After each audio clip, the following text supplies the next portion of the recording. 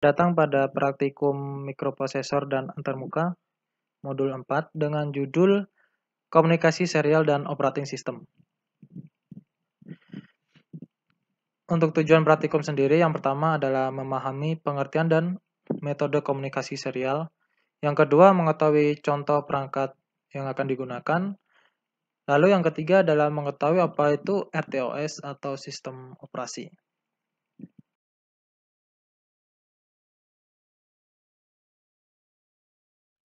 Sistem operasi pada Arduino. Penjelasan dari sistem operasi adalah perangkat lunak sistem yang mengelola perangkat keras komputer, sumber daya perangkat lunak, dan menyediakan layanan umum untuk program komputer. Sistem operasi juga digunakan pada sistem tertanam. Suatu sistem tertanam terkadang menjalankan beberapa proses dalam rentang waktu tertentu atau real time. Sistem operasi melakukan sinkronisasi pada sejumlah proses, seperti pada sistem komputer dan pada OS lainnya. Di sini ada beberapa model sistem operasi pada Arduino, yaitu FreeRTOS, Simba, Trampolin, dan DuinoOS. Real-time Operating System atau RTOS. Nah, di sini pada praktikum ini kita hanya membahas dan berfokus pada RTOS. Apa itu RTOS? RTOS adalah sistem operasi yang digunakan pada sistem tertanam untuk melayani aplikasi real-time yang memproses data saat masuk. RTOS mengeksekusi program dalam sebuah pola tertentu atau real-time. RTOS dijalankan oleh kernel, yang fungsi utamanya adalah task management, intertask, communication, sinkronisasi, dynamic memory, allocation timer, dan device I/O supervisor. Nah, di sini kalian dapat melihat, jadi yang paling bawah adalah target hardware, selanjutnya ada BPS. Di dalam RTOS ini, di dalam program, kita di dalam sistemnya ada kernel dan menjalankan beberapa sistem atau support system. Nah, lalu di atasnya adalah aplikasi. Selanjutnya, kernel objek merupakan blok-blok yang digunakan untuk membangun real-time embedded system atau sistem tertanam berbasis real-time. Terdapat beberapa RTOS kernel objek, yaitu TAS, Mapur, Message Queues, dan Coroutine RTOS. Memiliki beberapa konsep dasar, diantaranya multitasking, scheduling, context switch, dan real-time application. Selain itu, RTOS memiliki sejumlah karakteristik, yaitu reliability, predictability, performance, compactness, dan scalability. Nah, kenapa kok milih RTOS pada praktikum ini? Karena RTOS itu sangat cocok untuk diterapkan pada sistem tertanam. Karena memiliki beberapa keunggulan. Keunggulan tersebut diantaranya dapat berjalan pada perangkat keras dengan sumber daya yang terbatas. Jadi kayak Arduino yang kecil itu segala macam bisa menggunakan RTOS. Selanjutnya adalah memiliki tingkat modularitas yang tinggi. Nah, untuk kelebihan selanjutnya bisa dibaca di modul. Komunikasi serial. Jadi untuk komunikasi serial adalah pengiriman data yang dilakukan per bit atau dilakukan satu persatu. Jadi jika terdapat pengiriman 8 bit, maka pengiriman akan dilakukan secara per bit. Sehingga akan lebih lambat dibandingkan dengan komunikasi paralel. Pada gambar di bawah ini terdapat dua device. Untuk device pertama, dalam pengiriman menggunakan jalur transmit data. Kemudian untuk device kedua menggunakan jalur receive data. Untuk komunikasi serial sendiri terbagi menjadi dua, yakni komunikasi sinkron dan komunikasi asinkron. Kemudian kita akan membahas komunikasi asinkron. Ialah komunikasi di mana kedua belah pihak, penerima ataupun pengirim masing-masing menghasilkan clock, agar data yang dikirim sama dengan data yang diterima. Maka frekuensi kedua clock harus sama dan sinkronisasi. Jadi untuk pengiriman asinkron dimulai dengan start bit pada gambar di sebelah kiri. Itu adalah bit paling rendah hingga ke stop bit paling tinggi. Jadi jika pengiriman data dilakukan start bitnya adalah bit paling tinggi, maka pengiriman data akan terjadi error.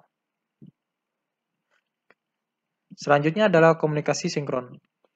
Adalah komunikasi di mana hanya ada satu pihak dalam pengirim dan penerima dengan menghasilkan clock dan mengirimkan clock secara bersama-sama dengan kecepatan data terkait untuk pemancar dan penerima data.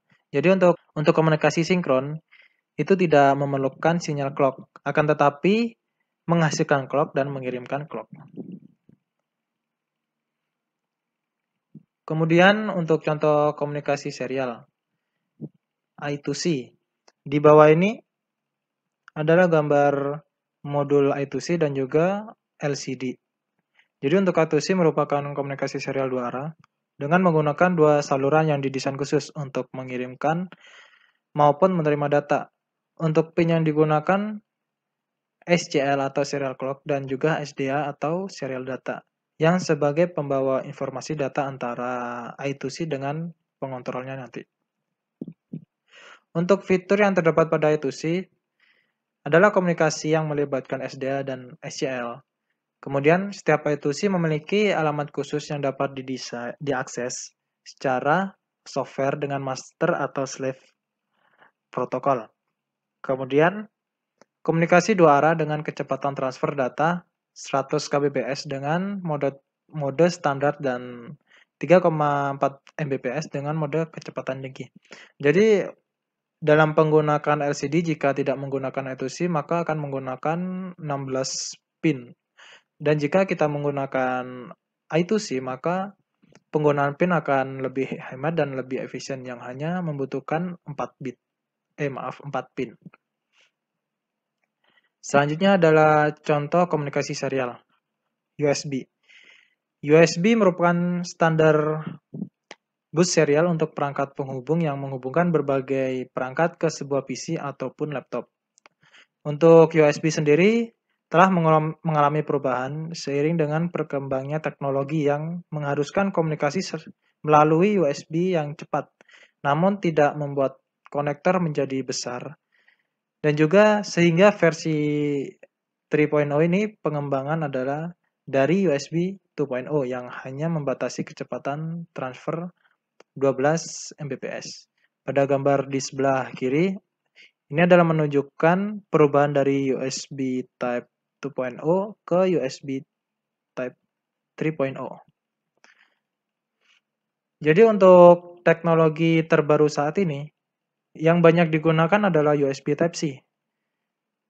Kenapa? Dan USB Type-C itu merupakan konektor yang sering dipakai untuk dalam smartphone dan juga pin dari Type ini memiliki pin yang banyak yang tujuannya adalah agar komunikasi data antar perangkat dapat bekerja secara real time tanpa hambatan. Untuk seperti di bawah gambar ini adalah data sheet pada pin USB Type-C. Selanjutnya adalah komunikasi serial RS232, yakni mempunyai fungsi yang menghubungkan perangkat satu dengan perangkat lainnya, atau perangkat standar yang menyangkut komunikasi data antar komputer. Di sini terdapat 9 pin yang dapat kalian baca fungsinya pada modul praktikum.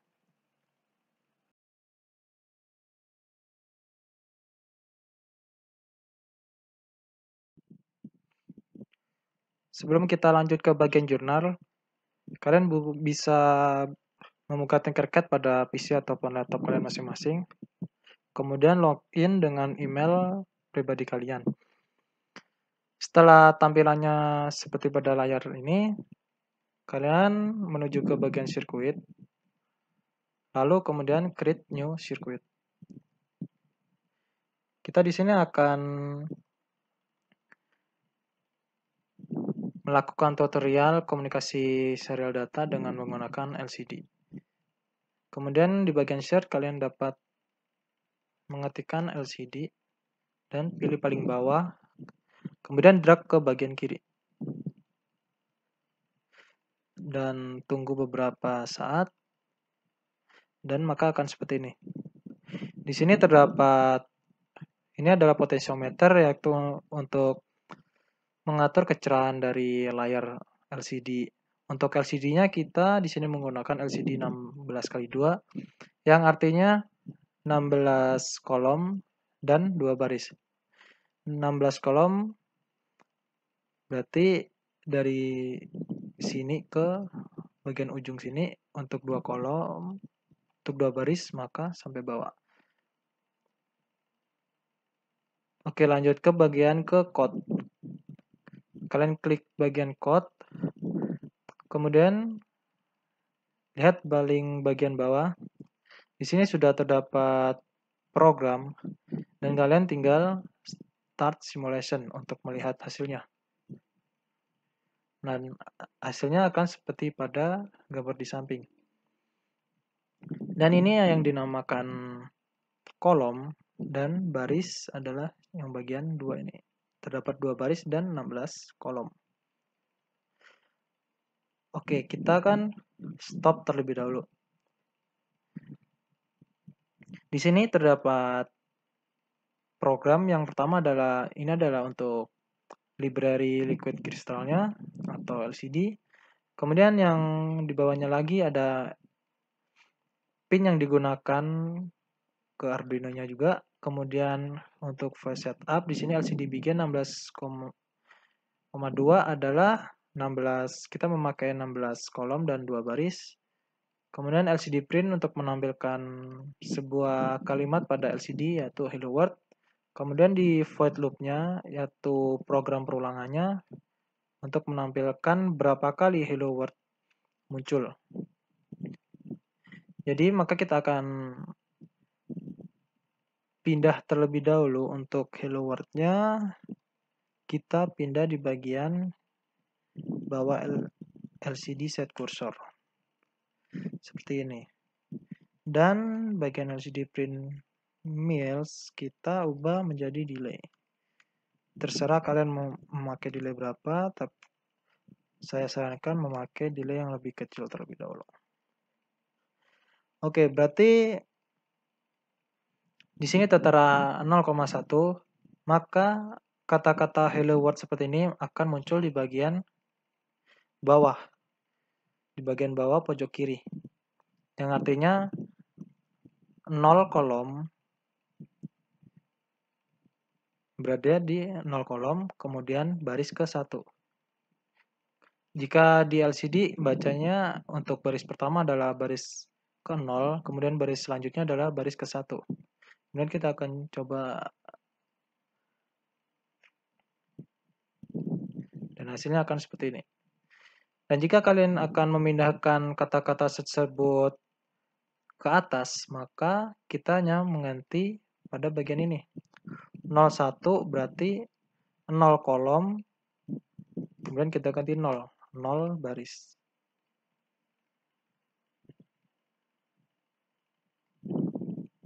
Dan akan muncul seperti ini. Kenapa 00? Kenapa enggak 10? Karena jika kita menggunakan 10, maka hasilnya akan seperti ini. Terdapat space 1. Intinya dia berada pada kolom ke 1. Oke. Jadi untuk tugas kalian, kalian dapat